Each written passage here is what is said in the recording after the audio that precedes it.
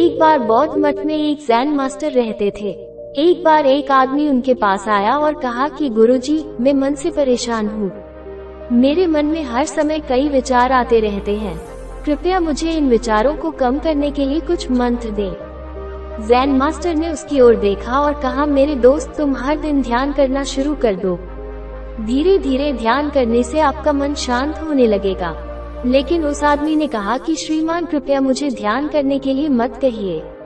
मैं ध्यान नहीं कर सकता, क्योंकि जब मैं ध्यान करने की कोशिश करता हूँ तो मेरे दिमाग में और भी विचार आने लगते हैं और ज्यादातर विचार नकारात्मक होते हैं जो मेरे दिमाग को और बेचैन कर देते हैं। जैन मास्टर ने कहा कि चिंता मत करो बेटा, ये ध्यान के प्रारंभिक चरण में होता है, लेकिन धीरे धीरे ध्यान का अभ्यास करने से आपका मन शांत होने लगेगा। लेकिन उस आदमी ने कहा कि गुरुजी, ध्यान मेरे बस की बात नहीं है। आप कृपया मुझे मेरे मन को शांत करने के लिए कोई मंत्र दें। जैन मास्टर ने देखा कि यह आदमी इस तरह से समझने वाला नहीं है, तो उसने कहा, ठीक है, अगर आप जिद करते हैं तो मैं आपको एक मंत्र देता हूं जो आपके दिमाग को शांत कर सकता है। फिर मास्टर ने उसके कान में एक मंत्र फुसफुसाया और कहा कि आपको इस मंत्र को बैठकर जाप करना होगा, अकेले, हर दिन। वो आदमी बहुत खुश हुआ और बोला, धन्यवाद गुरुजी, मैं इस मंत्र का प्रतिदिन जाप अवश्य करूंगा। जैसे ही वो जाने के लिए वापस मुड़ने वाला था, जैन मास्टर ने कहा, लेकिन एक बात याद रखिए कि इस मंत्र का जाप करते समय बंदर के बारे में न सोचे, अन्यथा मंत्र अप्रभावी हो जाएगा। उस आदमी ने कहा, गुरुजी, मैं बंदर के बारे में क्यों सोचूंगा? मैंने अपने पूरे जीवन में कभी बंदर के बारे में नहीं सोचा। आप इसकी चिंता न करें। और वो वहाँ से चला गया। वो आदमी खुशी खुशी घर वापस आया और मंत्र जपने बैठ गया। जैसे ही उसने मंत्र का जाप करना शुरू किया, उसे जैन मास्टर के शब्द याद आए कि जब आप इस मंत्र का जाप करें तो बंदर के बारे में न सोचें। जैसे ही उसे गुरु की बातें याद आई, उसके दिमाग में बंदर की तस्वीरें आने लगी।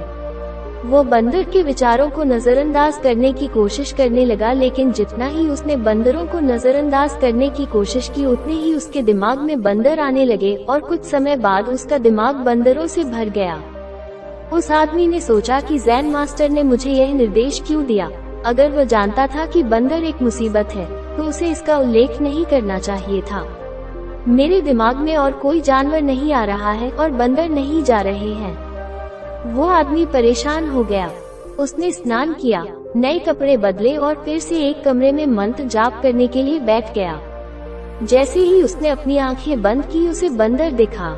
वो जहाँ भी देखता, वे उसके चारों तरफ होते। वो रात को बंदरों को देखता, यहाँ तक कि वो अपने परिवार के सदस्यों के चेहरे में बंदरों को देखने लगा। आदमी पागल हो रहा था। वो जितना ही बंदरों को नजरअंदाज करने की कोशिश कर रहा था, उतने ही उसके दिमाग में बंदरों की बातें आ रही थी। सुबह तक वो लगभग पागल हो चुका था। अगली सुबह वो वापस जैन मास्टर के पास दौड़ा और उन्हें सब कुछ बताया और कहा कि गुरुजी, आपने मुझे कैसा मंत्र दिया है? कल तक मैंने कभी बंदर के बारे में नहीं सोचा था और अब मेरा दिमाग पूरी तरह से बंदरों के विचारों से भर गया है और बंदर मुझे एक सेकंड के लिए भी नहीं छोड़ रहे हैं। कृपया मेरी मदद करें और मेरे दिमाग को इन बंदरों से मुक्त करें। जैन मास्टर ने कहा, ठीक है, बस आराम करो और मंत्र पढ़ना बंद करो, कुछ मत करो। वो आदमी निश्चिंत होकर बैठ गया और मंत्र पढ़ना बंद कर दिया।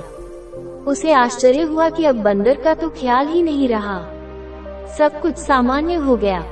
तब जैन मास्टर ने कहा कि मेरे दोस्त, मैं तुम्हें हमारे मन की प्रकृति के बारे में बताना चाहता था। कभी भी अपने मन से लड़ने की कोशिश मत करो। मन एक गति की तरह है, स्प्रिंग को जितना दबाओगे उतना उछलेगा। इसी तरह आप अपने मन को जितना दबाने की कोशिश करेंगे, वो उतना ही मजबूत होता जाएगा। शांत रहें, मन के विचारों को देखना शुरू करें और आप पाएंगे कि आपका मन धीरे धीरे अपने आप शांत हो जाएगा। और मन को देखने के लिए आपको ध्यान करने की आवश्यकता है। अगर हम अपने जीवन में देखें तो पाएंगे कि हमारा मन एक बंदर की तरह है जो हर समय बेमतलब इधर उधर उछलता कूदता रहता है। यदि आप इस बंदर मन को बलपूर्वक रोकना चाहते हैं तो आप ऐसा नहीं कर पाएंगे। जैसे जितना अधिक आप उसके स्प्रिंग को दबाने की कोशिश करेंगे, उतना ही वो उछलेगा। इसी प्रकार आप जितना अपने मन के विचारों को रोकने की कोशिश करेंगे, वे विचार उतने ही अधिक बढ़ते जाएंगे।